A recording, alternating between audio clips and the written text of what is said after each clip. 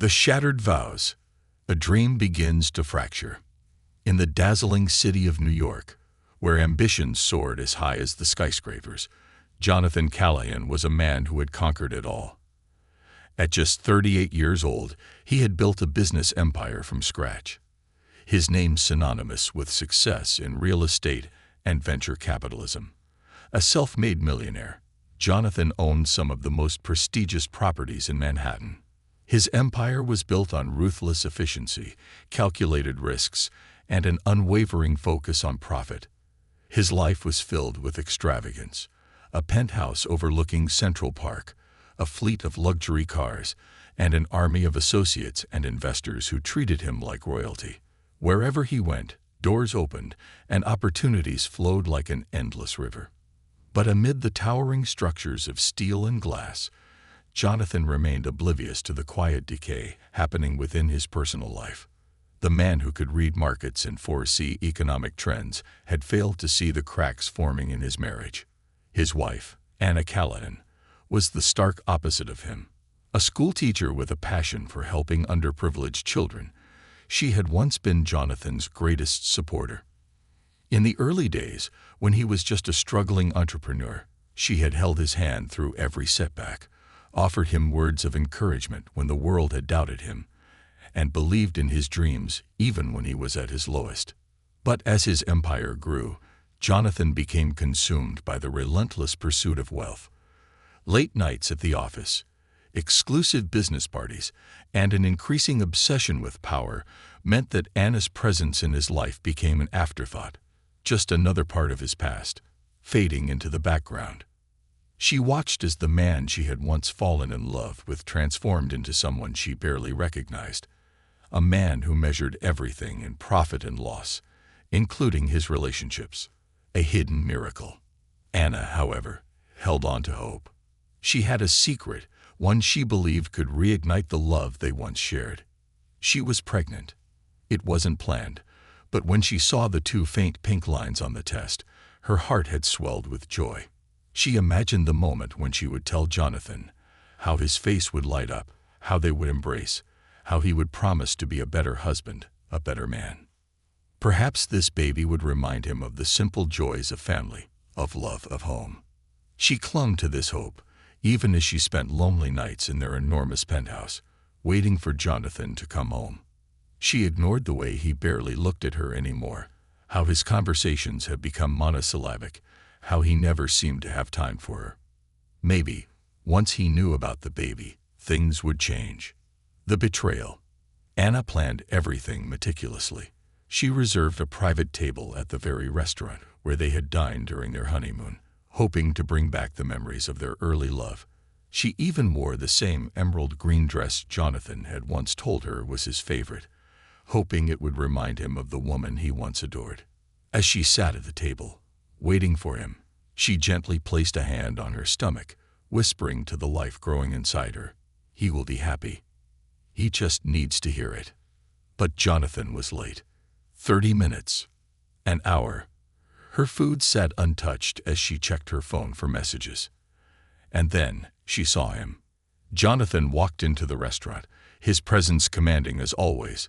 His custom-tailored suit and confident stride made heads turn. But he was not alone. On his arm was a striking woman with raven black hair, a sharp, knowing smile, and a dress that clung to her body like it was made for seduction. Anna's stomach churned. She knew who she was. Claire Donovan, Jonathan's top executive, a woman who was whispered about in social circles, known for her sharp mind and ruthless ambition, and, according to rumors, a longtime admirer of Jonathan. Anna's heartbeat thundered in her ears as she watched them approach. Jonathan's eyes met hers.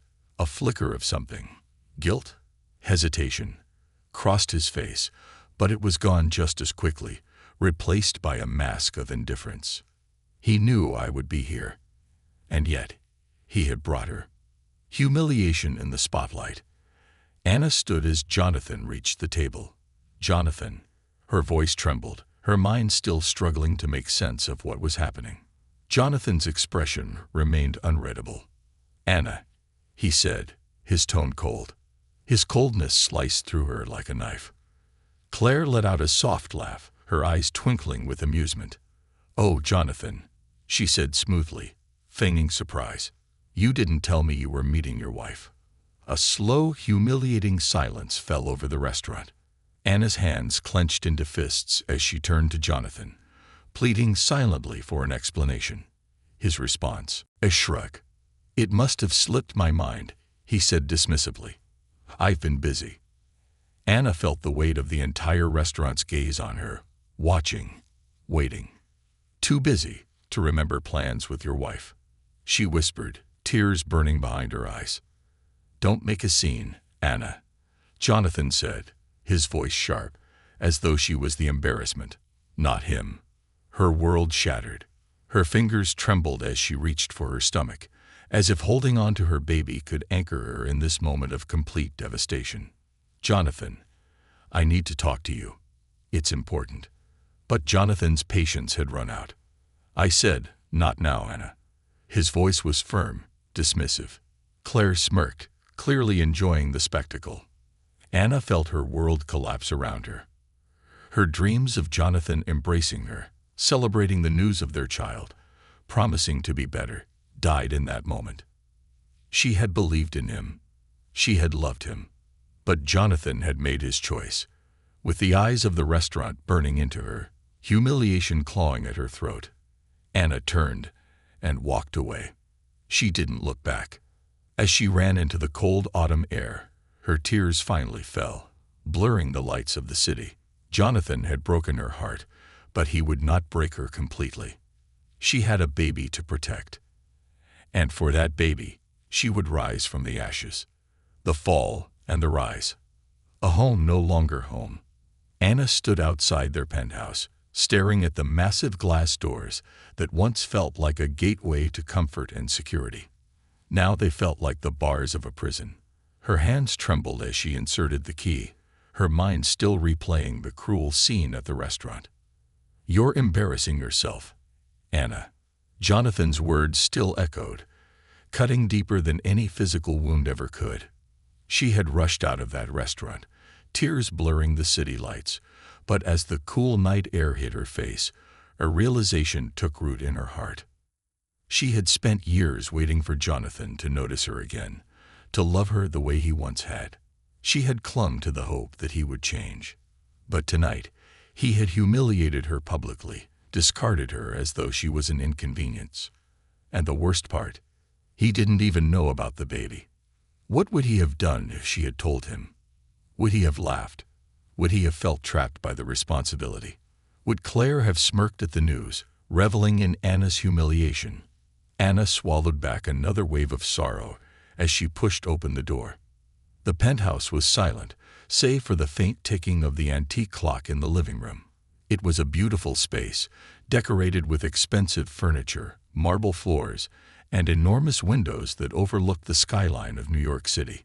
But it was cold, lifeless. She had once imagined raising a family here, filling it with the sounds of laughter and love. But now, as she looked around, she saw the truth. This was never her home. It was Jonathan's, and she no longer belonged here. She walked slowly to their bedroom, her hands moving on instinct, pulling out a suitcase from under the bed. She moved to the closet, grabbing the essentials, her most comfortable clothes, a few personal belongings, and the framed photo of her and Jonathan from their wedding day. She stared at the image for a long moment. Jonathan, looking at her with eyes full of love, a man whom no longer existed. With a trembling breath, she flipped the frame over and placed it in the suitcase. Her hand shook as she reached for a blank sheet of paper and began to write. "Jonathan, when we exchanged vows, I believed in forever. I believed in you. But the man I loved is gone. I carried hope for us even when things grew distant. But tonight, you showed me where I stand in your life. I'm leaving. Not for myself, but for the child I carry, the one you never even gave me the chance to tell you about. I will build a life for my baby, even if that means doing it alone. I hope one day you realize what you've lost. Until then, goodbye. Anna." She folded the note and placed it on the nightstand, a final farewell to the life she had once fought to save. Taking one last look around the penthouse, she whispered, "Goodbye, Jonathan." And then, without hesitation, she walked out the door, this time, for good. Starting over. Anna had nowhere to go. She had no family left. Her parents had passed away years ago, and her friends. They were mostly connected to Jonathan. If she reached out to them, the news would spread like wildfire. And she wanted to leave quietly, without any more humiliation. She checked her bank account.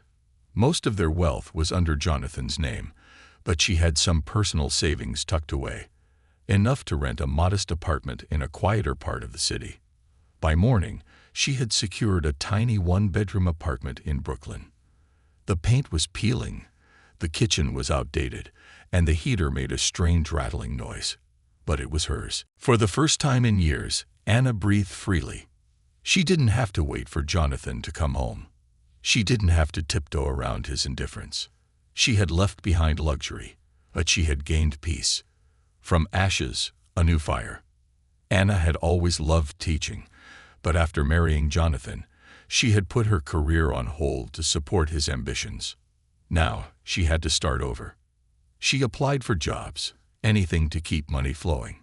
She started tutoring students after school, working long hours to make ends meet.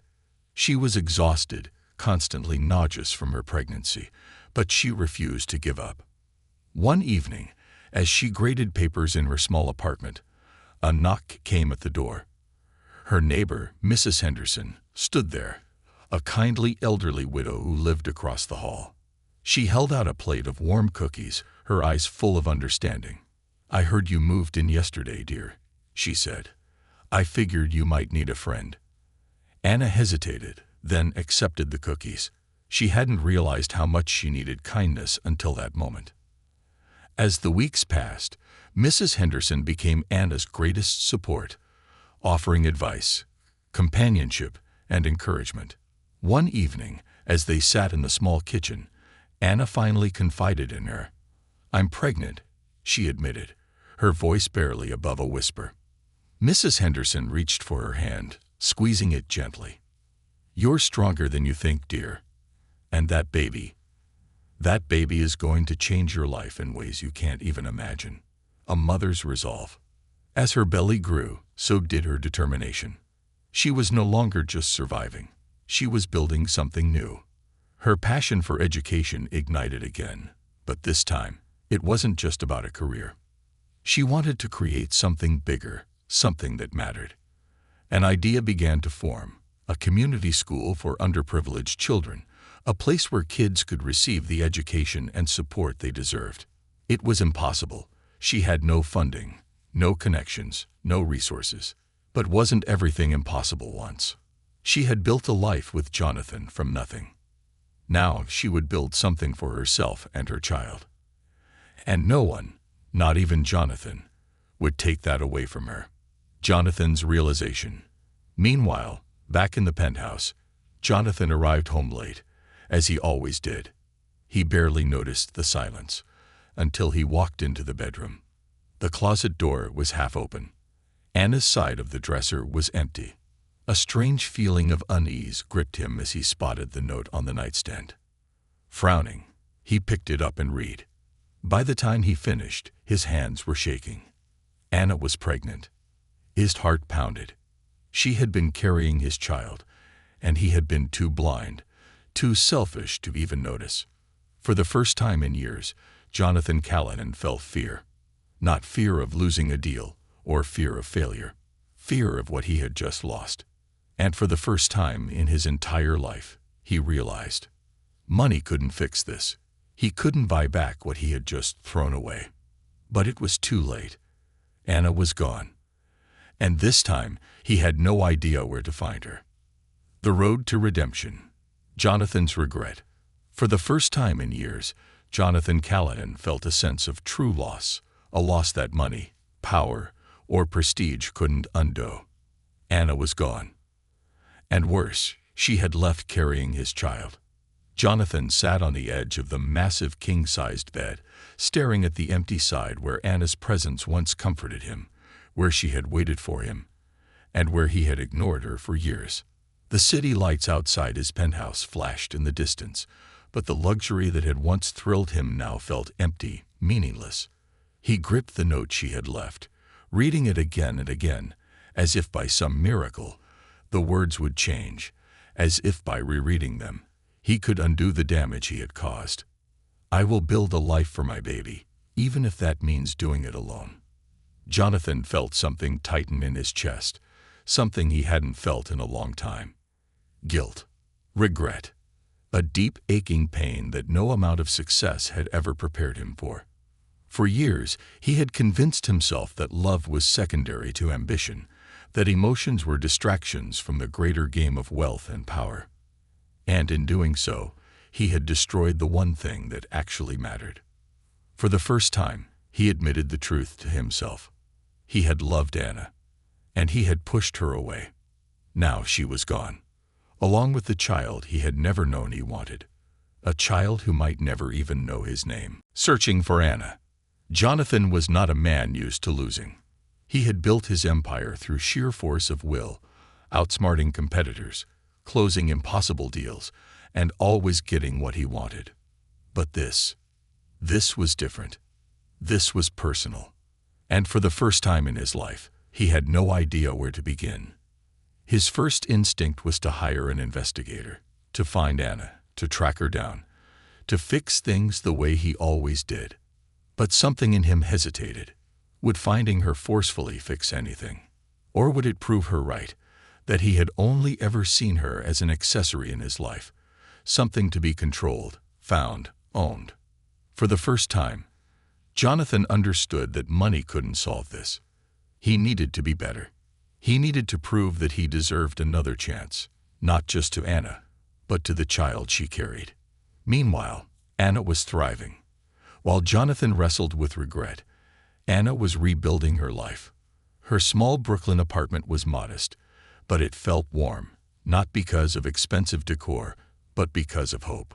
She spent her days tutoring students, saving every dollar she could, and working toward her new dream, opening a community school for underprivileged children. Her belly grew rounder, and with each passing day, she felt the life inside her grow stronger. Her baby was a fighter, and so was she. But there were moments of doubt. Late at night, when she lay in bed, she wondered, did Jonathan regret it? Would he ever change? Would their child grow up without a father? She shook off the thoughts. She had no time for regret. She was building a future. For herself, for her baby, and for the dream she refused to let die. A surprise encounter. Months passed. Then, one rainy afternoon, as Anna sat in a small cafe, sipping tea and going over her plans for her school, a voice she never expected to hear broke through the quiet. "Anna." She froze, her breath caught in her throat as she turned. And there, standing in the doorway, soaking wet from the rain, was Jonathan Callahan. Her heart pounded. For a moment, she thought she was hallucinating. But no, he was real. And he looked different. Not the arrogant, untouchable businessman she had left behind. Not the cold, indifferent stranger who had humiliated her, but a man who looked lost.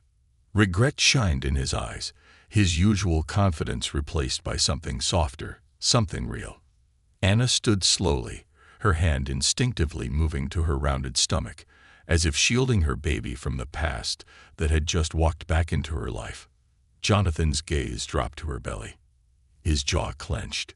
His hands trembled at his sides. "You weren't lying," he whispered. Anna's throat tightened. "No," she said softly, "I wasn't." Silence stretched between them, a silence thick with all the things left unsaid. Jonathan's plea. Jonathan took a hesitant step forward. "Anna, I know I don't deserve forgiveness," he said, his voice shaking for the first time ever. Anna stayed silent, her expression guarded. "But I need you to know," he continued, swallowing hard, "I'm not the man I was, and I don't want to be." Her eyes narrowed. "Jonathan, why are you here?" she asked.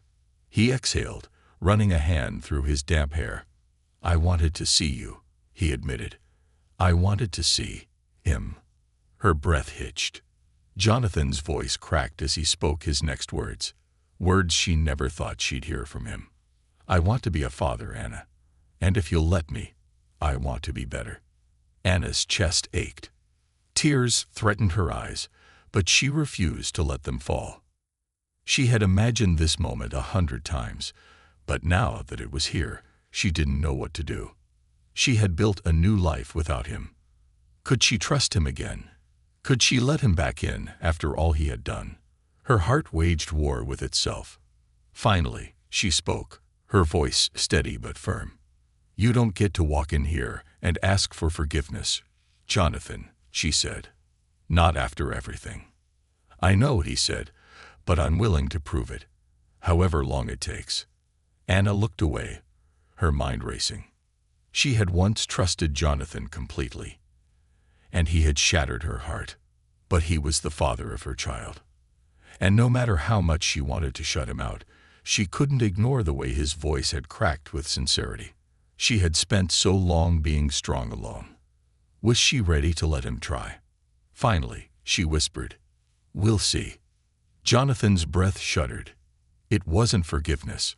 It wasn't acceptance. But it was hope. And for the first time in his life, Jonathan Callahan knew.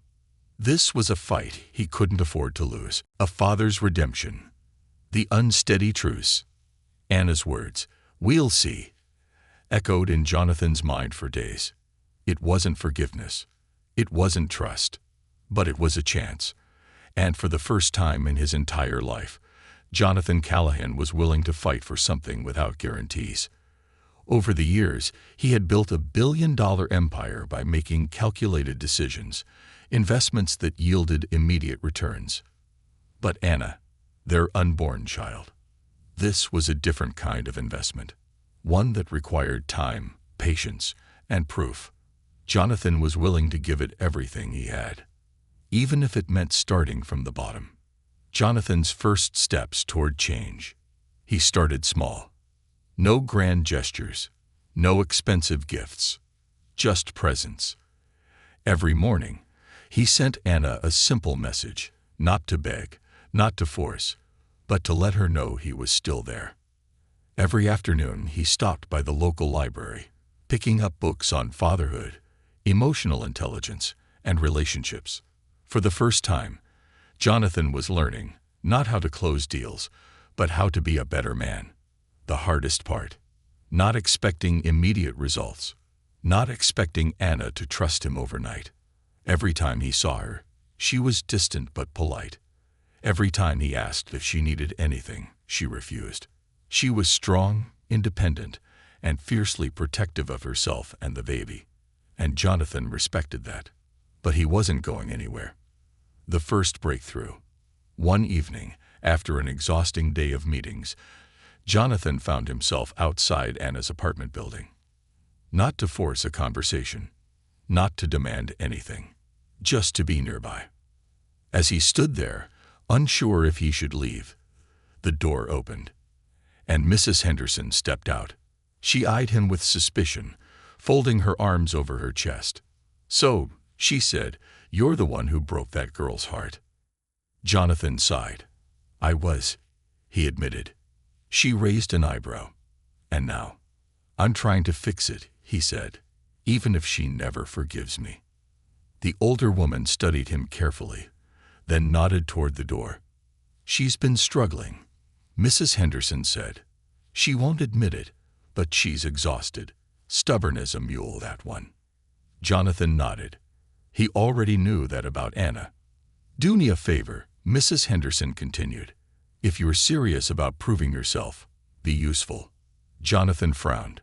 "What do you mean?" Mrs. Henderson smirked. "You're a businessman, aren't you? You figure it out."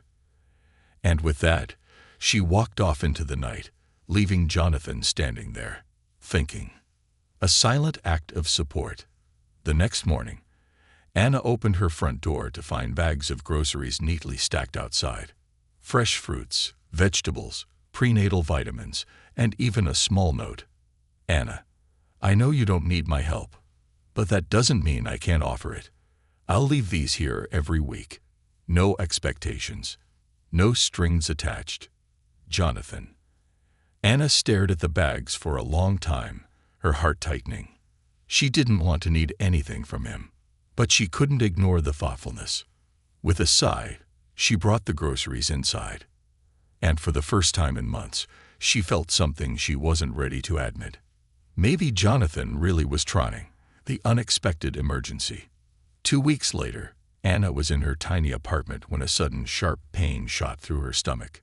She doubled over, gasping, her hands clutching her belly. Something was wrong. She reached for her phone, but her vision blurred, and panic seized her chest. Then, a knock at the door. Anna. Jonathan's voice. She barely had time to process it before another wave of pain hit. Jonathan burst in, his face turning pale the moment he saw her collapsed against the couch. Anna. He was at her side in seconds, his arms wrapping around her. What's wrong? She shook her head, unable to speak. Jonathan's panic was immediate, but he didn't hesitate. In one swift motion, he scooped her up and carried her to the car, driving to the nearest hospital at breakneck speed. A night of fear. Anna was rushed into the emergency room, her mind spinning with fear. Not the baby. Please, not the baby. Jonathan was right beside her, gripping her hand as doctors ran tests, checked vitals, and examined her. Is she okay? Jonathan demanded, his voice tight with emotion. The doctor sighed, removing his gloves. It was a false alarm, he said. Just severe dehydration and stress. She needs rest. Jonathan felt his knees go weak. Anna let out a shaky breath, her fingers still gripping his. She hadn't even realized that, in her moment of fear, she had reached for him. And he had been there, just like he should have been all along. A moment of truth. Later that night, after she had been discharged, Jonathan drove Anna home in silence. When they arrived at her apartment, she turned to him. For the first time in months, her walls lowered, just a little. Thank you, she whispered. Jonathan exhaled, his shoulders sagging. You don't have to thank me, Anna. She hesitated, then finally let her guard slip, just for a moment. I was scared, she admitted, for the baby. Jonathan's chest tightened. So was I. They sat there for a moment, their past hanging between them like a fragile thread. And then, Anna looked away. You should go. Jonathan clenched his jaw, but nodded. She wasn't ready, but she had let him in, even just a little, and that was enough to keep fighting. Jonathan's promise. That night, Jonathan sat in his car, staring at his reflection in the rearview mirror. He wasn't the man he used to be. For the first time in his life, he was learning what it meant to love selflessly. He had no guarantee that Anna would ever forgive him, no certainty that she would ever trust him again. But he would show up anyway. He would be there anyway. Because, for once, it wasn't about him. It was about them. And he wasn't going to let them go. Not again. Not ever. A father's redemption. The weight of change. Jonathan had never been one to dwell on emotions. For years, he had compartmentalized pain, treating feelings like a business deal. You invested in people only if it benefited you. But as he sat in his car outside Anna's apartment that night, he realized something. This wasn't a business deal. This wasn't about winning or losing. This was about family. About the woman he had broken. About the child he had never even considered wanting. Until now. He looked up at Anna's window, watching as the light flickered on. She was home. Safe. But still so far away from him. Jonathan clenched his jaw.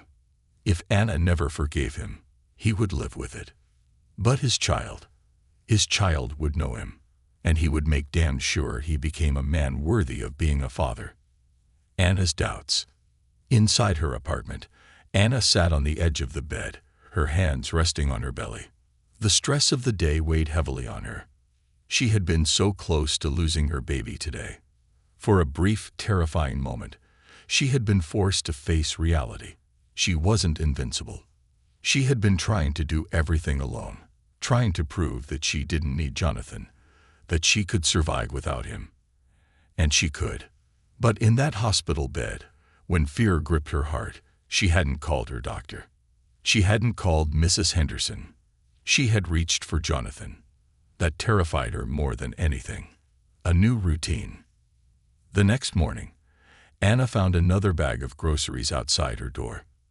And beside it, a baby book. She sighed, picking it up. Jonathan's notes were scribbled in the margins. Apparently babies recognize voices in the womb. Didn't know that. You need iron. I added more spinach this time. Baby kicks are normal, but if they decrease, let me know. I'll drive you to the doctor. Anna shook her head. He was trying, and damn it, it was working. She couldn't deny it anymore. Jonathan was becoming someone different. She just didn't know if she was ready to believe in him again. The first doctor's visit together. A week later, Anna had her ultrasound appointment. She told herself she didn't need Jonathan there. But when she stepped into the clinic waiting room, he was already there. Sitting in one of the uncomfortable plastic chairs, flipping through a parenting magazine with a deeply concentrated frown. She raised an eyebrow. You don't have to be here. Jonathan looked up immediately. I know, he said, but I want to be. She hesitated. Then, without another word, she sat beside him. She didn't send him away. And for Jonathan, that was enough. Hearing their baby's heartbeat. In the exam room, Anna lay back on the table as the doctor spread the cool gel over her belly. Jonathan sat beside her, his jaw tight, his hands clasped together like he was preparing for battle. And then, the heartbeat. A strong, rhythmic thump, thump, thump filled the room. Jonathan's eyes widened. His breath hitched. He had spent years closing million-dollar deals, building skyscrapers, and winning wars in boardrooms. But nothing had ever shaken him like the sound of his child's heartbeat. Anna turned to him. And for the first time since she had left, she saw something in Jonathan's eyes she never thought she would see again. Pure, unfiltered emotion. No arrogance. No power plays. Just a man realizing he was a father. Jonathan cleared his throat, blinking rapidly. That's him. Anna smiled softly, or her. Jonathan swallowed hard. Holy shit, he whispered. The doctor chuckled. That's the usual reaction. But Anna wasn't laughing. Because for the first time, she wondered if Jonathan really could change. A step closer. Later that night, as Jonathan walked Anna to her car, he hesitated before speaking. Anna, he said, his voice lower than usual. I know I can't erase what I did, and I know I don't deserve forgiveness. But today, he ran a hand through his hair, exhaling. Hearing that heartbeat, it changed everything for me. Anna's heart twisted, because she knew he meant it. But was that enough? She looked up at him, her voice soft but firm. Change isn't about one moment, Jonathan, she said. It's about every moment after that. Jonathan nodded slowly. I'm not going anywhere, he promised. And for the first time, Anna believed him. Even if she wasn't ready to say it out loud. Love, forgiveness, and the cost of redemption. Jonathan's new battle. Jonathan Callahan was used to conquering worlds. He had built an empire from the ground up, turned failing businesses into thriving ones, and outmaneuvered some of the most ruthless tycoons in New York. But this was the hardest battle of his life. Because this time, he wasn't fighting for profits or power. He was fighting for Anna's trust. And there was no shortcut to winning her back. A slow rebuilding. Jonathan was patient.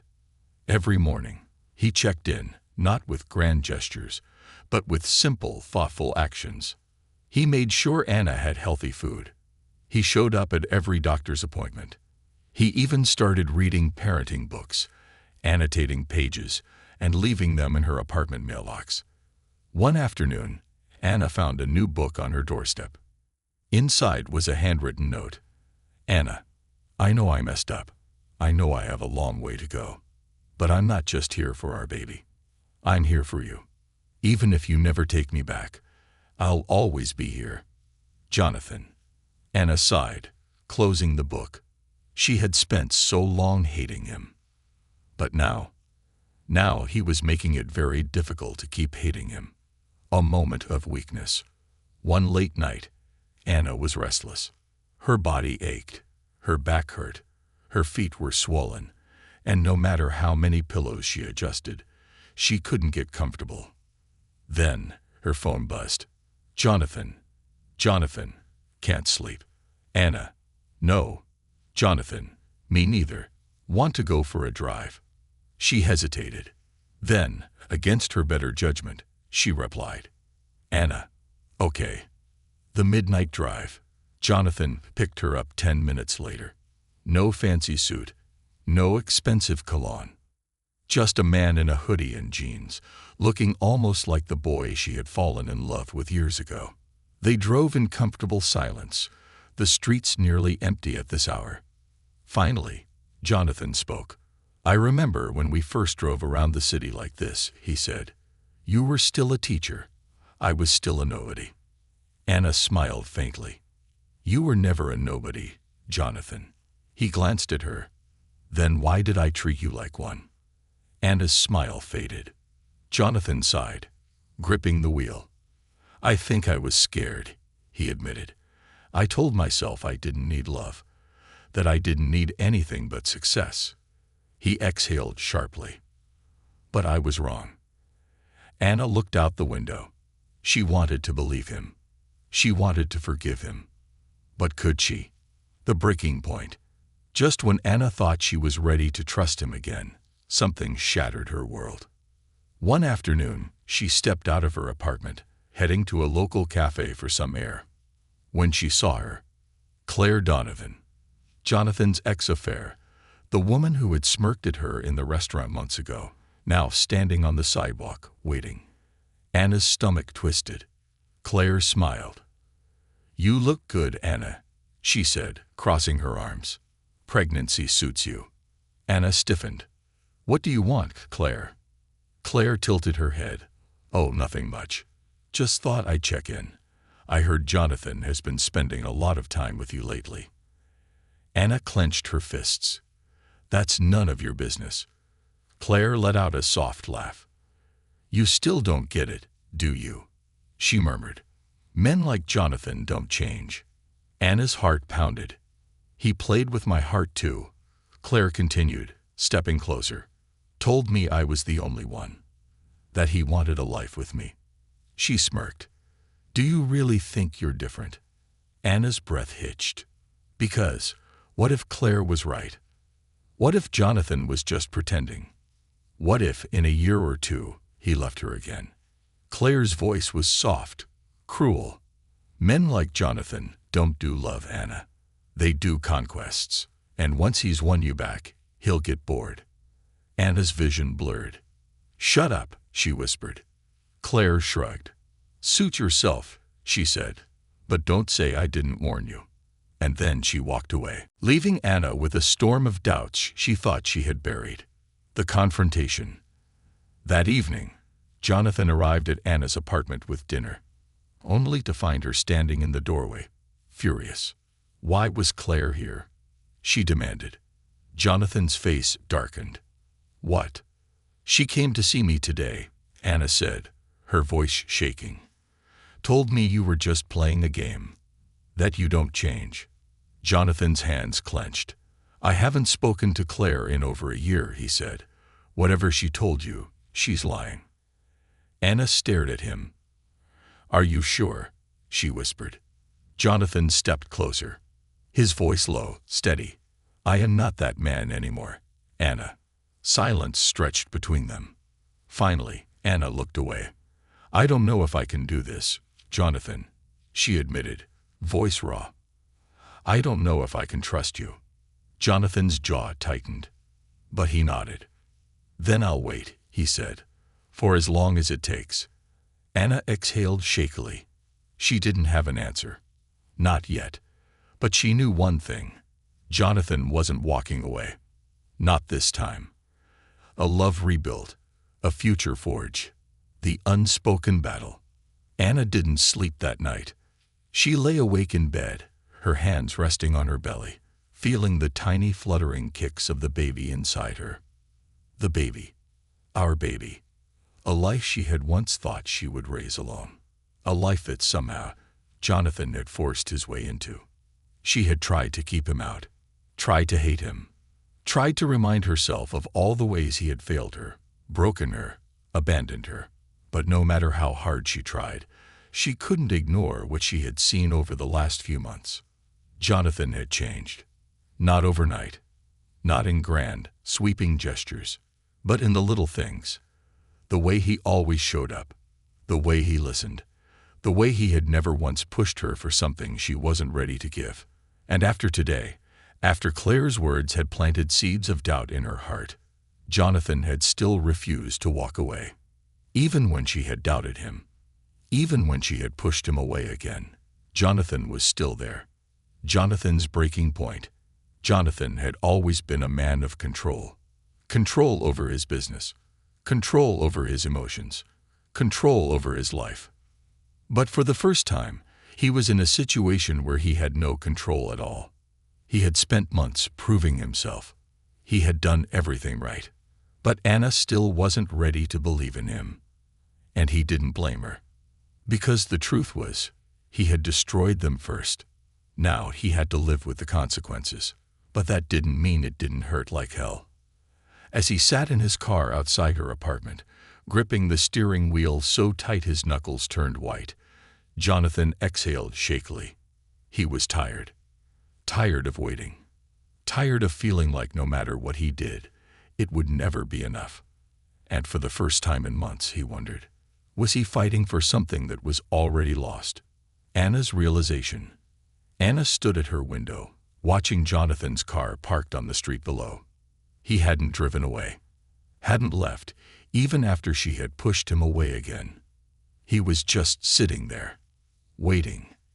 Her chest tightened, because suddenly she saw what she had refused to see before. Jonathan wasn't here because of guilt. He wasn't here because he wanted to fix his mistakes and move on. He was here because he loved her. And for the first time since she had walked out of that restaurant, humiliated and heartbroken, she wondered if maybe, just maybe, she still loved him too. A door opens. Before she could stop herself, Anna grabbed a jacket, pulled it around her shoulders, and walked outside.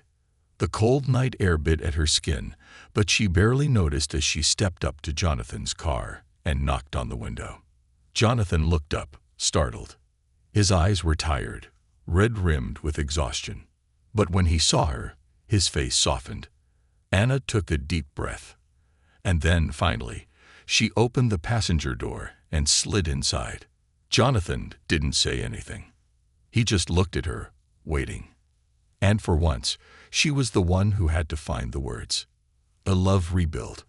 I need to know something, Anna said quietly, her hands trembling in her lap. Jonathan turned to her fully. Anything. She swallowed. Are you going to leave? Jonathan's expression darkened.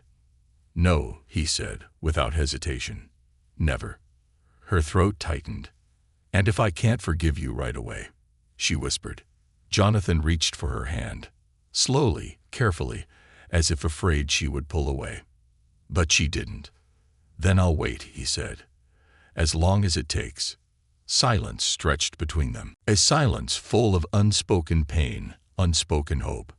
And then, finally, Anna exhaled, her shoulders sagging as she whispered, Okay. Jonathan's breath shuddered, not because everything was fixed, not because everything was perfect, but because, for the first time, she was letting him in. The birth of their son. Months later, as Jonathan paced the hospital hallways, his heart pounded harder than it ever had in any business deal. Jonathan, Mrs. Henderson said, laughing softly, she'll be fine.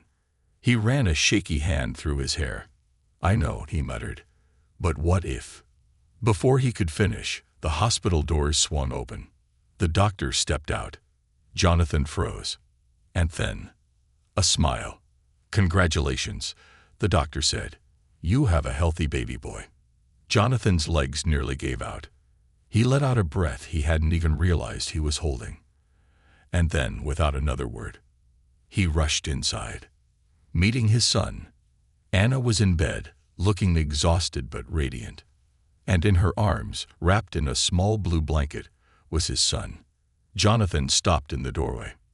For the first time in his life, he didn't feel like a businessman, a tycoon, or a millionaire. He just felt like a man looking at the most important thing in his life. Anna looked up, smiling softly. "Jonathan," she whispered, "meet Noah." Jonathan's heart broke and rebuilt all at once. He stepped forward, slowly, his hands trembling as he reached out. And when Anna carefully placed Noah into his arms, Jonathan Callahan, the man who had once believed love was a weakness, felt his entire world shift. Because this tiny, perfect life, was his greatest success, his greatest love. And he swore, right then and there, he would never let go again. A future forged in love. Months passed, and Jonathan didn't just stay. He became a father. Late-night feedings, changing diapers, reading bedtime stories with a voice full of warmth instead of power. And slowly but surely, Anna let him back in. It wasn't instant. Some nights she still hesitated. Some moments she still doubted. But Jonathan never pushed, never rushed, because he knew love wasn't about winning. It was about earning. And one evening, as Noah slept in his crib, Anna finally turned to him, eyes soft with something he hadn't seen in years. "I love you," she whispered. Jonathan broke, because he had waited so long to hear those words again, and now he had finally earned them. Epilogue: the family they built. Years later, as they stood outside the Lighthouse Learning Center, watching children play, Anna leaned against Jonathan's side. "You really did it," she murmured, looking at the school she had built from the ground up. Jonathan smiled, wrapping an arm around her waist. "We did it." Anna turned to him, eyes full of love. And as Noah ran up to them, laughing and full of life, Jonathan knew. This wasn't just a second chance. This was their real beginning, and he would never waste it again. A love reclaimed, a future sealed. Healing the past, embracing the future. The days following Noah's birth were both the hardest and the most beautiful days of Jonathan's life. Hard because he had never felt this vulnerable before, never needed something so deeply as he now needed his son and Anna. Beautiful because for the first time, he was experiencing true love, not the fleeting kind based on status or ambition, but something real, raw, and permanent. He stayed in the hospital every night, sleeping in a chair beside Anna and Noah, refusing to leave. When Anna was too exhausted to hold Noah, Jonathan was there, cradling his tiny son against his chest, whispering promises he had never made to anyone before. "I will never fail you. I will never leave you. I will never be the man I was before." And as Anna watched him, watched the way he held Noah, the way he held himself differently now, she felt the final walls around her heart begin to crack. Maybe Jonathan had broken her once, but maybe, just maybe, he was the only one who could put her back together. The first night home. Leaving the hospital was a new kind of fear. Anna had been independent for so long, raising this baby alone in her mind, preparing for a life where Jonathan didn't exist. Now he was beside her, carrying Noah in the car seat, driving carefully below the speed limit for the first time in his life, his hand reaching out every so often to check if Anna was okay. When they reached Anna's apartment, Jonathan did something she didn't expect. Instead of walking inside with them, he hesitated at the door. "I don't want to overstep," he said softly. "But do you want me to stay?" Anna's throat tightened. He was letting her decide. No expectations, no force, no demands. For the first time in years, Jonathan was giving her control over their future. And that's how she knew. This man was no longer the man she had left. She took a deep breath, looked at Noah, then back at Jonathan. And then, "Yes," she whispered. "Stay." Jonathan exhaled sharply, his eyes shining with something she had never seen before. And from that night on, he never left. Love without fear. Jonathan became part of her world in a way he had never been before.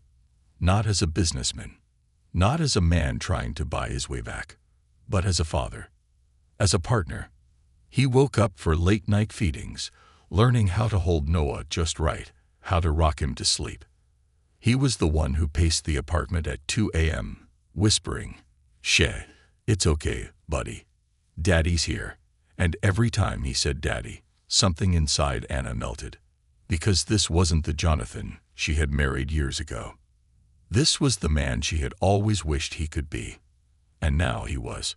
Not for himself, not for his reputation, but for them. For Noah. For her. For the family they were rebuilding together. The final test. Months passed, and Jonathan proved himself every single day. But Anna still had one last fear, a fear she had never spoken aloud. Would he always stay? Or would he, one day, wake up and miss the old life? Miss the parties. Miss the money. Miss the power. One evening, while they sat on the couch, Noah sleeping in Jonathan's arms, Anna finally asked the question that had haunted her for months. "Do you ever regret it?" Jonathan looked at her, frowning slightly. "Regret what?" "Choosing this," she whispered. "Choosing us." Jonathan's heart cracked. He placed Noah down in his crib, turned back to Anna, and took her hands in his. "The only thing I regret," he said softly, "is that it took me so damn long to realize what really mattered." Anna's chest tightened. "You're not scared?" she asked. "Of losing everything else?" Jonathan smiled. A real, warm, peaceful smile. "Anna," he murmured, "I already have everything I've ever wanted. Right here." And that was the moment. The moment she knew. The moment she let all the fear go. She leaned in, pressing her forehead against his, whispering, "I love you." Jonathan broke. Because he had waited so long to hear those words again. And now, he had finally earned them. Epilogue. A love that lasted. Years later, the Lighthouse Learning Center was thriving. Anna had turned it into a safe haven for children who needed more than just education, they needed hope. And beside her, Jonathan. Not as a businessman, not as a billionaire, not as the ruthless tycoon he had once been, but as a husband, a father, a man who had changed and never looked back. A new beginning. One afternoon, as they stood outside the school watching the children play, Noah ran up to them, laughing. "Daddy, look what I made." He held up a hand-painted picture of their family. A house, a little boy, a mommy, and a daddy. Jonathan knelt, smiling softly. "That's beautiful, buddy." Anna wrapped an arm around his waist, leaning against him as she looked down at their son. And as Noah ran off again, Jonathan turned to Anna, eyes full of everything he had once been afraid to give her. "Are you happy?" he asked quietly. Anna smiled, pressing a hand to his chest, feeling the steady heartbeat beneath. "Yes," she whispered, "I am." And for the first time in his entire life, Jonathan Callahan didn't feel like he had won something. He felt like he had earned it. Love. A second chance. A life he never thought he deserved. And he would never, ever take it for granted again. Not for anything.